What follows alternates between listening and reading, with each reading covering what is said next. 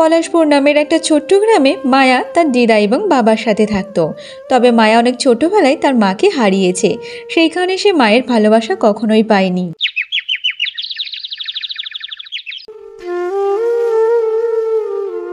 দিদা, তুমি একটু বাবাকে বলো না যে আমার জন্য একটা মা আনতে। তুমি তো জানো সেই ছোটবেলা থেকে আমি মায়ের ভালোবাসা পাইনি।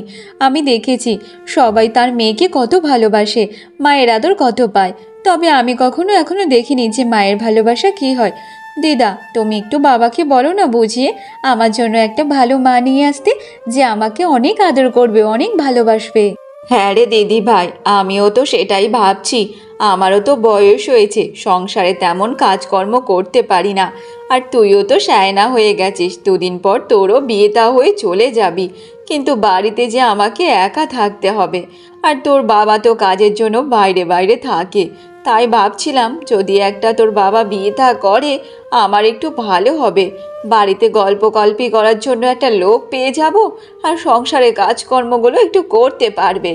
দিদা, তুমি যে কি বলো না, আমাকে বিয়ে দেওয়ার জন্য তুমি পাগল হয়ে গেছো। আমার বয়স কত হয়েছে বলো তো?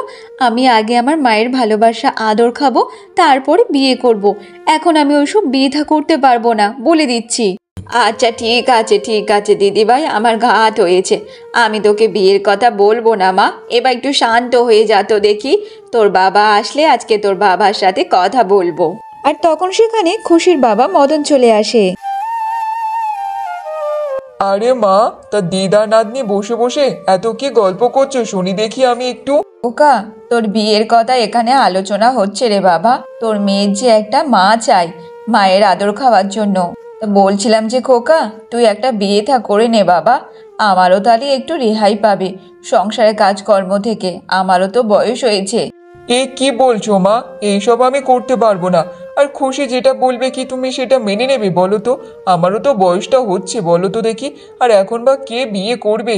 আর হ্যাঁ, তুমি খুশির কথা শুনে শুনে তুমি ওর তালে তাল দিও না তো মা। বাবা, তুমি দিদাকে কেন বকাবকি করছো বলো তো? আমি তো দিদাকে বলেছিলাম।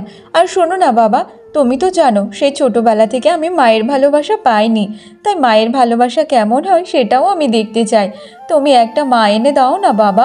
দেখো দিনে মেয়ের কাণ্ড, এত বড় হয়ে গেছে আবার বলে নাকি মা এনে দাও। কেন রে? আমি হচ্ছি তোর মা, তোর বাবা, সব কিছু। তোরা আমাকেই কর, অত মাটা আনার দরকার নেই, বুঝেছিস? দেখো দিদা, দেখো বাবা, আমি একটা কথা বলে দিচ্ছি, যদি না আমার মা আসে তাহলে আমি কিন্তু খাওয়া দাওয়া সব ছেড়ে দেব।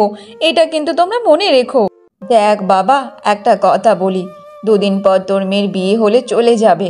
আমার তো বয়স হয়েছে, আমি আর কতদিন বা থাকবো বলতো? সারা জীবন যে তোকে একা থাকতে হবে, আর তোর সাথে থাকার জন্য একজন কাউকে দরকার তো বল বাবা, যে তোকে দেখাশুনো করে রাখবে। শোন বাবা, তোর মেয়ে যা বলছে ভালোই বলছে, তুই একটা বিয়ে করে নে বাবা, একটা বিয়ে করে নে। এমনভাবে মদনকে তার মেয়ে এবং তার মা মিলে তাকে বোঝাতে থাকে। তারপর সে বিয়ের জন্য রাজি হয়ে যায়। দেখতে দেখতে এমনভাবে বেশ কিছুদিন কেটে যায়। তবে মদন তার মা এবং মেয়ের কথা ভেবে সে একটা বিয়ে করে নিয়ে আসে।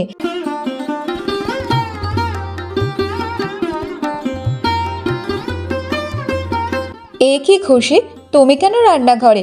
আর তুমি রান্না বান্না কেন করছো বলো তো? আমি এখন তো এখানে চলে এসেছি, এবার থেকে বাড়ির সব দায়িত্ব আমার, বুঝেছো? আর হ্যাঁ, তোমাকে রান্না বান্না কিছুই করতে হবে না, সংসারের সব কাজ আমি করব। না না মা, তুমি কেন করবে বলো তো? তোমাকে রান্না বান্না করতে হবে না। আর এমনিতে তুমি আসার আগেই বাড়ির সব কাজ তো আমি করতাম। দিদার তো বয়স হয়ে গেছে, তাই জন্য দিদা করে না। শোনো মা, তুমি ঘরে গিয়ে বিশ্রাম করো, আমি সব রান্না বান্না করতে পারবো। না না, মা থাকতে মেয়ে কেন সব কাজ করবে বলো তো? আজ থেকে তুমি পুরোপুরি ছুটি। আজ থেকে তুমি যত খুশি তোমার বন্ধুদের সাথে খেলা করো, খুব আনন্দ করো, বিশ্রাম নাও। তবু তোমাকে সংসারে কোনো কাজ করতে হবে না, বুঝেছো? সব কাজ আমি দেখে নেব। আর এমনিতে আমি তো তোমার মা বলো, তোমার সব কিছু দায়িত্ব খেয়াল আমিই রাখবো। জানো তো মা, তুমি না খুব ভালো। আমি কখনো মায়ের ভালোবাসা পাইনি, তবে এখন বুঝতে পারছি মায়ের ভালোবাসা কত ভালো হয়। আমি অনেককে দেখেছি তার মারা তাদের মেয়েকে কত ভালোবাসে, এই কারণে আজকে বুঝলাম যে মায়ের ভালোবাসা কেমন হয়। সত্যি মা, আমি তোমাকে পেয়ে আমি অনেক ধন্য। আচ্ছা ঠিক আছে, অনেক কথা হয়েছে, ঠিক আছে, এবার দেখি ওখান থেকে ওঠো তো। এবার আমাকে সব কিছু রান্নাবান্না ভালোভাবে করতে দাও।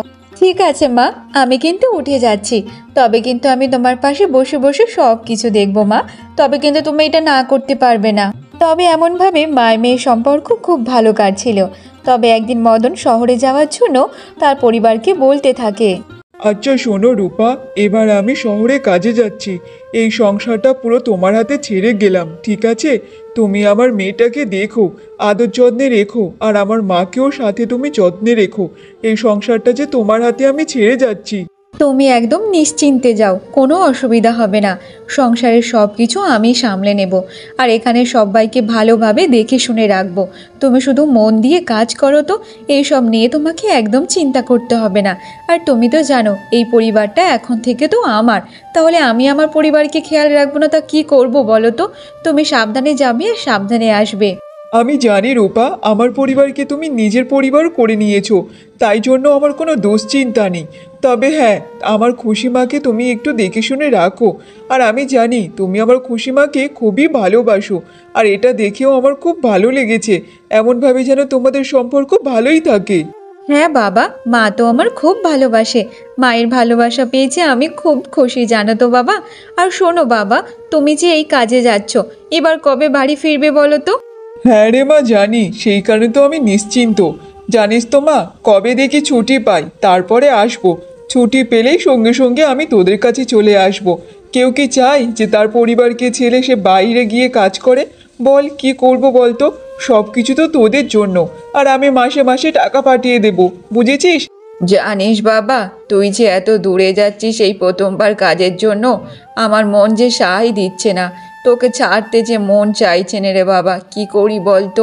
আর এমনিতে না গেলে তো খাওয়া দাওয়া আমাদেরও হবে না, কাজকর্ম তো করতে হবে তোকে, বল। আর শোন বাবা, তুই কিন্তু সময়ে সময়ে খাওয়া দাওয়া করিস ঠিকঠাক, আর সাবধানে থাকিস রে বাবা। ওহো মা, তুমি এত চিন্তা করো না তো। দেখো মা, কাজের জন্য তো বাইরে যেতেই হবে। এখানে তো তেমন ভালো কাজকর্ম পাওয়া যায় না, আর শহরেতে বেশি টাকাও দেবে আর ভালো কাজও পাওয়া যাবে। তাই দেখো মা, শহরে তো যেতেই হবে। আর শোনো মা, তোমরা সাবধানে থেকো, আর আমার খুশি মাকে ভালোভাবে রেখো দেখে শুনে। এখন আমি আসি গো। আচ্ছা শোনো, তুমি সাবধানে যাও, আর সময় পেলে সময়ের মাঝখানে মাঝখানে আমাকে ফোন করো। এই বলে মদন সে কাজের জন্য শহরে চলে যায়। দেখতে দেখতে এমনভাবে 2 দিন কেটে যায়। এই যে মহারানী, এখানে বসে বসে দিদার সাথে গল্প করা হচ্ছে, তার সংসারের কাজগুলো কে সারবে শুনি? রান্না বান্নাও তো করতে হবে। যা গিয়ে রান্না বান্নাটা সেরে ফেলতো দেখি। মা, তুমি ততক্ষণ রান্নাটা একটু বসিয়ে দাও, আর আমি এক্ষুনি আসছি। তোমার হাতে হাতে সব কাজ সেরে দেবো মা। কি? আমি করব রান্না বান্না? না না, আমি তোকে রান্না করতে বলেছি, আমি করব না রান্না বান্না। আজকেকার পর থেকে সংসারের সব কাজ তুই করবি, আর রান্না বান্নাও পর্যন্ত তোকে করতে হবে। কোথাকার এলো রে আমার মহারানী, যে তার জন্য নাকি আমি রান্না বান্না করে খাওয়াবো? শোন, ওইসব হবে না। আজকেকার পর থেকে নিজেদের জিনিস নিজেরাই করে খাবি। আর হ্যাঁ, আমি ওইসবগুলো রান্না বান্না কারোর জন্য করতে পারবো না, বুঝেছিস? কেন বৌমা, তুমি এমনভাবে আমার নাতনির সাথে ব্যবহার কেন করছো? যখন খোকা বাড়িতে ছিল, তুমি তো খোকার সামনে ওকে কোনো কাজ করতে দিতে না, সব সময় তুমি কাজ করতে। আর আজকের খোকা না যেতে যেতে তুমি তোমার আসল রূপ বের করছো। এমনভাবে কেন আমার নাতনির সাথে ব্যবহার করছো বলো তো? দেখ বুড়ি, বেশি কথা বলবি না, ঠিক আছে? যদি তুইও বেশি কথা বলতে আসিস না, তাহলে তোরও খাওয়া দাওয়া বন্ধ করে দেবো। আর না খেয়ে এখানে মরে পচে থাকবি, কেউ তোকে দেখতে আসবে না, শুনেছিস? আর হ্যাঁ, আজকেকার বাড়ির সব কাজগুলো তোরাই দুজন মিলে করবি। আজকের কেন, প্রত্যেক দিন করবি, ঠিক আছে? তোর ছেলে যতদিন এখানে ছিল, যখন গিয়েছে তখন এইখানকার সব কাজ আমি করতে পারবো না, তোদের চাকরানি আমি নয়, বুঝেছিস? দিদা, তুমি একটু চুপ করে থাকো, তুমি আর কোনো কথা বলো না। আমি বাড়ির সব কাজ করবো। আর তোমার তো বয়স হয়ে গেছে, এখন যদি তুমি কাজ করতে করতে তোমার কোমরে হাঁটুতে লেগে যায়, তাহলে যে যন্ত্রণা করবে। তোমাকে কোনো কাজ সারতে হবে না। আর এমনিতে আমি তো বাড়ির কাজ পারি দিদা, আমি সব করে নেব। দেখ খুশিমা, ভুল তো আমাদের। তোর বাবা অনেকবার করে বলেছিল বিয়ে করবে না। আমাদের চাপের কারণে বিয়ে করে দেখ বাড়িতে কালসাম নিয়ে চলে এসেছি। এইবার দেখ আমাদের ওপর কত অত্যাচার হবে। দেখে নে একবার, তুই তো বলেছিলিস না মায়ের ভালোবাসা পাবি। দেখ এইবার তুই কত ভালোবাসা পাস, সেটা তুই ভালোভাবে দেখে নে মা। এই শোন, তোদের আদিক্ষেতা বন্ধ হলে এবার যা গিয়ে কাজকর্ম করে আমাকে উদ্ধার কর। আমাকে সময়ে সময়ে খেতে না দিলে বাড়ি পুরো মাথায় করে রাখবো, ঠিক আছে? যা তাড়াতাড়ি রান্নাটা বসা। ঠিক আছে মা, আমি এক্ষুনি যাচ্ছি, এক্ষুনি গিয়ে সব কাজকর্ম সেরে রান্না বসিয়ে দিচ্ছি।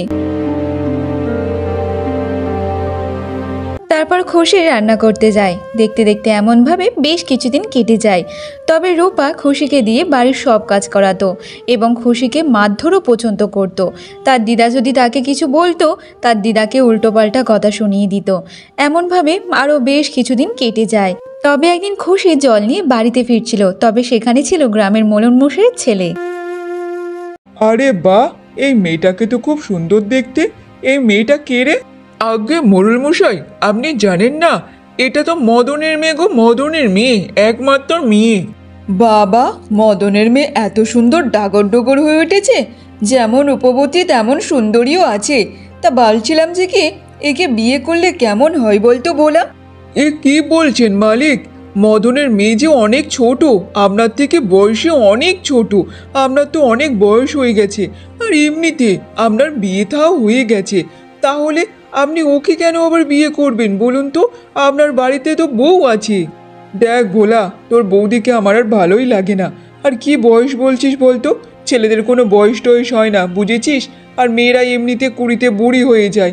আর শোন, একবার ওদের পরিবারের সাথে কথা বলতো দেখি, আমি ওকেই বিয়ে করব। কিন্তু মালিক, মদন তো এখন তো বাড়িতে নেই। আমার তো মনে হয় না মদন তার মেয়ের সাথে আপনাকে বিয়ে দেবে। তবে একবার আমি চেষ্টা করে দেখছি। তবে হ্যাঁ, মদনের কিন্তু বউ আছে, সবে যে নতুন নতুন বিয়ে করেছে। যদি পারি একবার মদনের বউয়ের সাথে গিয়ে কথা বলবো।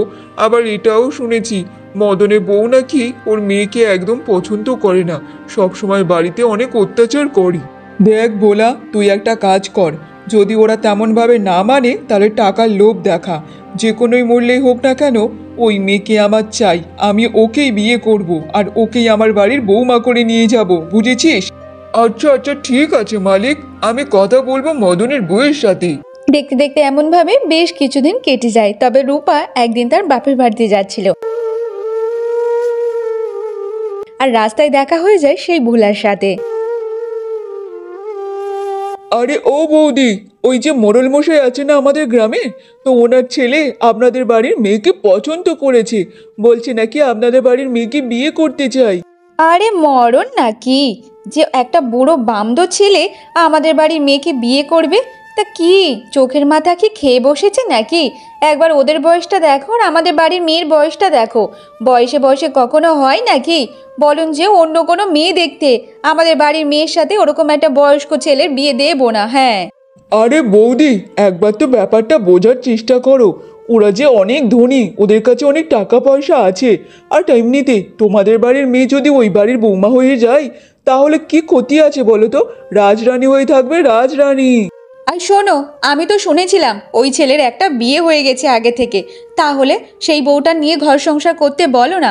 আবার অন্য মেয়ের দিকে কেন নজর পড়েছে বলো তো? ওর থেকে কত বয়স কম আমাদের বাড়ির মেয়ে, তবু বলছে নাকি ওকে বিয়ে করবে। দেখো, আমার বর একদম এইসব মেনে নেবে না। হ্যাঁ, আর কখনো বিয়ে দেবে না। যাও যাও যাও, এখান থেকে যাও তো দেখি, আমাকে যেতে দাও আমার বাড়িতে। আরে বৌদি, ভালোভাবে শুনে যাও কথাটা।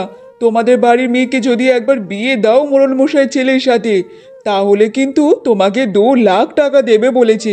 এইবার তোমার ব্যাপার, তুমি কি করবে না করবে। তখন রূপা মনে মনে ভাবতে থাকে, আরে 2 লাখ টাকা, এত টাকা দেবে? তাহলে আমি কেন রাজি হব না? আর এমনিতে ওই মেয়ে আমার কোনো হোমে যজ্ঞেও লাগে না। আমার নিজের মেয়ে হলে নয় ভাবা যেত, নিজের যখন মেয়ে না, তাহলে আমার এত ভেবে কি লাভ? তার থেকেও বুড়ো হোক আর যাই হোক, ওর সাথে বিয়ে দিয়ে একে বিদায় করব, তাহলে ভালোই হবে। আরে আরে ভাই, শোনো শোনো, আমি তো এমনি তোমার সাথে মজা করছিলাম, বলো তো? ওরকম একটা বড়লোক ঘরেতে আমাদের বাড়ির মেয়েকে দিলে রাজরানী থাকবে। আর কোন বাবা মা চাইবে না বলো তো তার মেয়ে ভালো থাকুক? শোনো শোনো, আমি রাজি আছি। আর হ্যাঁ, 1 সপ্তাহের মধ্যে আমাদের বাড়ির মেয়ের সাথে তোমাদের মোড়ল মশাইয়ের ছেলের বিয়ে দেব, বুঝেছো? আচ্ছা ঠিক আছে বৌদি, আমরা বিয়ের জন্য আয়োজন শুরু করে দেব। আর হ্যাঁ, সময়ে তোমাকে টাকাটাও দিয়ে দেবো। তবে দেখো, তোমরা যদি না আমাকে আগে টাকাটা দাও তাহলে কিন্তু আমি আমাদের বাড়ি মেয়ের সাথে তোমাদের ওই ছেলের বিয়ে দেবো না, বলে দিচ্ছি। আগে আমার টাকা চাই, তারপরে দেবো বিয়ে। এইসব বলে রূপা সে তার বাপের বাড়ি চলে যায়।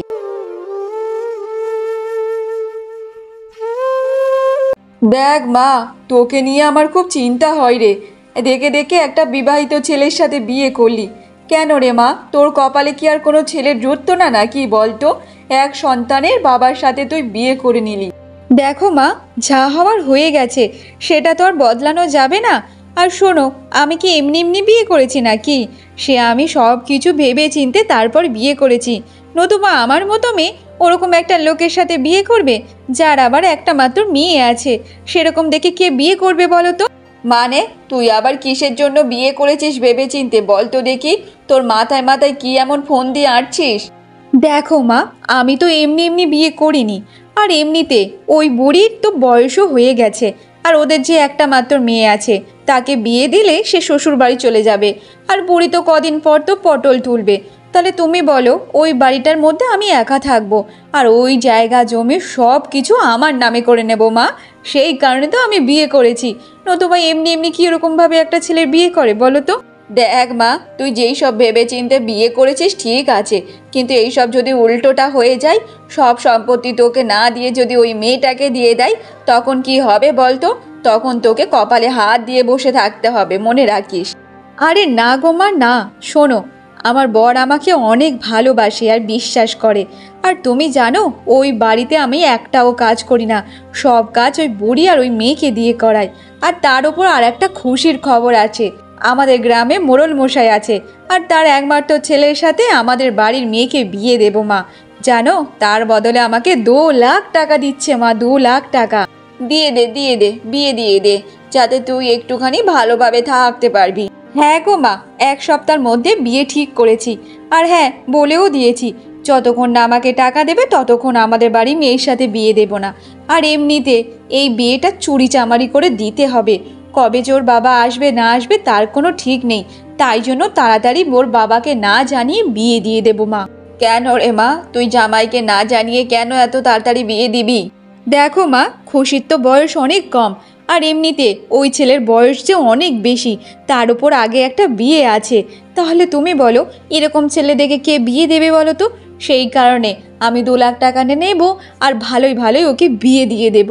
রূপা তার মায়ের সাথে কথা বলে তার শ্বশুরবাড়িতে চলে যায়। দেখতে দেখতে এমনভাবে 2 দিন কেটে যায়। তবে খুশিকে টাকা দিয়ে যায় ভোলা।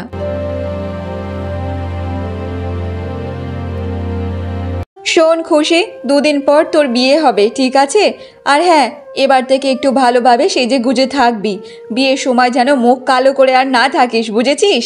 আরে বৌমা, এসব তুমি কি বলছো? আমার খুশি মায়ের বিয়ে হবে যে, এখনো ওর বাবা জানলো না যে ওর বিয়ে হবে। আর ছেলে টেলে এখনো আমরা দেখিনি, তাহলে বিয়েটা কোথা থেকে হবে বলো তো? সবার দেখার কি আছে? আমি তোর মা হই, ওর কোনটা ভালো হবে খারাপ হবে তার তো দায়িত্ব আমার।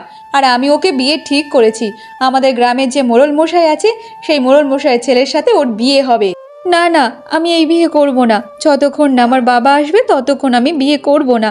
আর এমনিতে ওই লোকটার যে অনেক বয়স বেশি, আমি ওকে বিয়ে করব না। বৌমা, তুমি কার অধিকার নিয়ে এই বিয়ে দিচ্ছ বলো তো দেখি? ওই ছেলের সাথে আমাদের বাড়ির মেয়েকে কখনোই বিয়ে দেব না। আর এমনিতে ওই ছেলের আগে থেকে একটা বিয়ে আছে, তার উপর কেন এখন বিয়ে দেব?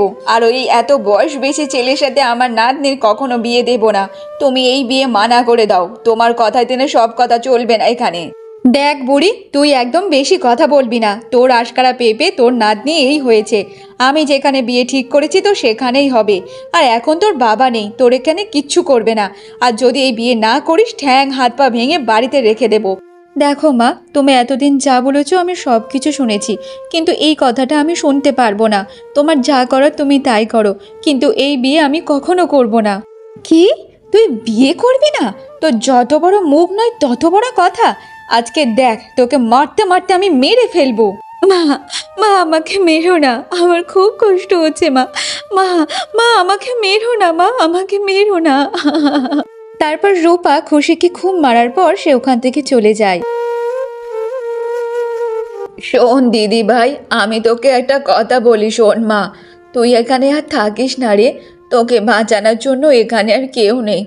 আমার যে চারিদিক থেকে হাত পা বন্ধ হয়ে আছে, আমার কথা যে এখানে কেউ শুনবে না, বলতে গেলেই আমার উপরও মারধর করবে। শোন মা, তুই বিয়ে থা করে নে, এখানকার থেকে ওখানটায় ভালোভাবে তুই থাকতে তো পারবি। আর এখানে কেন মারকে মরে যাবি বলতো? এখানে থাকলে তুই বাঁচতে পারবি না রে মা, বাঁচতে পারবি না। আর তোর বাবা যে কবে আসবে না আসবে তারও তো জানি না। দিদা, আমি যে এই বিয়ে করতে চাই না দিদা। আমি তো একটু ভালোভাবে বাঁচতে চেয়েছিলাম, ভালোবাসা চেয়েছিলাম। সেটা কি পাপ ছিল দিদা, বলো না? তাহলে কেন কেন আমার কপালে এত দুঃখ লিখেছে? যে আমাকে এত ভালোবাসে আমার বাবা, সে যে আর এখানে নেই, শহরে কাজে গেছে। আমরা যে এখানে খুব কষ্টে আছি, আমার বাবা জানতেও পারছে না।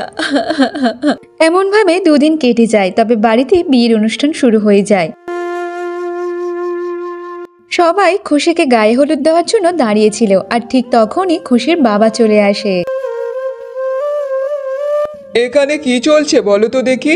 সবাই আমাদের বাড়ির সামনে এসব কি করছে? মদনকে দেখে রূপা অনেক অবাক হয়ে যায়। আরে, তুমি যে আজকের এখানে এসেছো? বাবা, তুমি আমাকে বাঁচাও বাবা। এই বিয়ে আমি করতে চাই না, কিন্তু মা আমাকে ধরে বেঁধে এই বিয়ে দিচ্ছে। এই গ্রামের মোড়ল মশাইয়ের ছেলের সাথে আমাকে বিয়ে দিচ্ছে বাবা। ওর যে বয়স খুব বেশি। বাবা, আমি বিয়ে করতে চাই না বাবা, আমি বিয়ে করতে চাই না। কি? আমার মেয়ের বিয়ে হচ্ছে আর আমি সেটা জানি না? কি রূপা, আমি এসব কী সব শুনছি? তোমার হাতে তো দায়িত্ব দিয়ে গেছিলাম আমার পরিবারকে, যাতে তুমি ভালো রাখো। কিন্তু আমার মেয়ের যে এত বড় সর্বনাশ যে তুমি করে দিচ্ছ, কেন কেন? তুমি একবার আমাকে না জানিয়ে আমার মেয়ের বিয়ে কেন দিচ্ছ?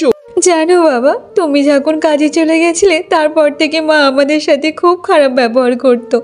আমাকে সব সময় মারতো, আর আমাকে দিয়ে বাড়ির সব কাজ করাতো। বাবা, তুমি আমাকে বাঁচাও বাবা, বাঁচাও। আমি এই বিয়ে করতে চাই না বাবা, এই বিয়ে করতে চাই না। আরে না গো, ও যে খুব মিথ্যে কথা বলতে শিখেছে। জানো কি হয়েছে? ও একটা বাইরের ছেলের সাথে ভালোবাসা করছিল, আর আমি সেটা ধরতে পেরেছি, তাই জন্য তো বিয়ে দিয়ে দিচ্ছি। আর জানো, এখন করে সব খুব মিথ্যে কথা বলে, তাই জন্য তো আমি ওকে একটু মারধর করতাম। আর মারধর বা কোথায় করতাম, শাসনই করতাম। আর ও এমনভাবে তোমাকে বানিয়ে বানিয়ে বলছে, তুমি আমাকে বিশ্বাস তো করো বলো? না রে খোকা, তোর বউ মিথ্যে বলছে, আমরা মিথ্যে বলছি না রে। তোর মেয়েকে খুব মারা মারতো, বাড়ির সব কাজ করাতো রে। তোর বউ একটা লোভী রে, লোভী। সব সময় আমাদের ওপর অত্যাচার করতো। তোর বউ মিথ্যে বলছে রে বাবা। সবাই শুনে রাখো, এই বাড়িতে কোনো বিয়ে হচ্ছে না আর হবে না। আর হ্যাঁ, আমার মেয়ে আমার কাছে থাকবে। আমি আর কখনো বাইরে গিয়ে কাজ করব না। আর যদি করতে হয় আমি আমার পরিবারকে নিয়ে চলে যাব। তাই এখান থেকে তোমরা চলে গেলে ভালো হয়। আমার মেয়েকে ওরকম একটা ছেলের সাথে বিয়ে দেবো না। আরে মদন দা, তুমি এসব কি বলছো বলো তো? তোমার বউ তো আগে থেকে 2 লাখ টাকা নিয়ে নিয়েছে, আর এখন বলছো যে তোমার মেয়েকে এখানে বিয়ে দেবে না, কিন্তু কেন? দেখো ভাই, একটা কথা বলছি, যে তোমাদের কাছ থেকে টাকা নিয়েছে তাদের কাছে চাও, আমার কাছে চাইতে এসো না। আমি আমার মেয়েকে ওখানে বিয়ে দেবো না, ব্যাস এইটুকুই। তবে হ্যাঁ, তোমাকে আজকে একটা কথা বলছি রূপা, এই বাড়িতে তোমার থাকার কোনো অধিকার নেই। তুমি এখান থেকে চলে যাও। তোমাকে আমি আর আমার স্ত্রী হিসাবে কখনোই মানবো না। আর আমার এই বাড়িতে তোমার আর কোনো দিন জায়গা নেই। আমার মেয়েকে দেখাশুনো করার জন্য, ভালোবাসার জন্যই তোমাকে বিয়ে করেছিলাম, কিন্তু তার বদলে তুমি আমার মেয়ের ওপর অত্যাচার করেছো। চলে যাও এখান থেকে, এখানে আর তোমার কোনো জায়গা হবে না। রূপা মদনের কাছে ক্ষমা চাইলেও মদন ক্ষমা করে দেয় না। মদন রূপাকে বাড়ি থেকে বের করে দেয়। তারপর রূপা ওখান থেকে চলে যায়। মদন তার মেয়ে এবং মাকে নিয়ে সুখে শান্তিতে ঘর করতে থাকে। দেখতে দেখতে এমনভাবে বেশ কিছু বছর কেটে যায়। তবে মদনের মেয়ে খুশি তাকে একটা সুন্দর জায়গা, একটা ভালো ছেলের সাথে বিয়ে দিয়ে দেয়। কিন্তু ওখানে খুশি সুখে শান্তিতে সংসার করতে থাকে।